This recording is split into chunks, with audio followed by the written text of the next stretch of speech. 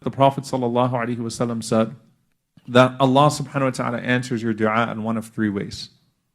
Again, we said sometimes no is an answer. The first way is that Allah subhanahu wa ta'ala gives you what you ask Him for. The second way is that Allah subhanahu wa ta'ala averts a harm that is equivalent to that dua. So basically Allah says no and it's for your own good. He holds it back from you because it's for your own good. And the third one is that Allah subhanahu wa ta'ala saves it for you in the hereafter.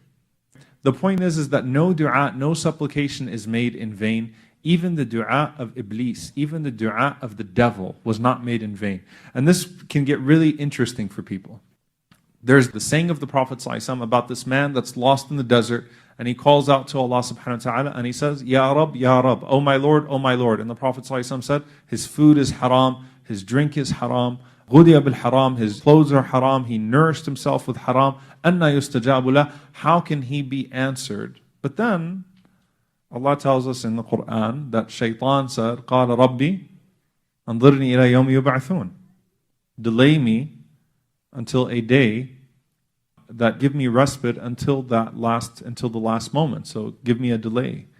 The ulama reconcile the two with a few things. Number one, that the Shaitan had so much good that he had done prior to his fall that was the currency with which he brought to his dua. That's one that the scholars mentioned.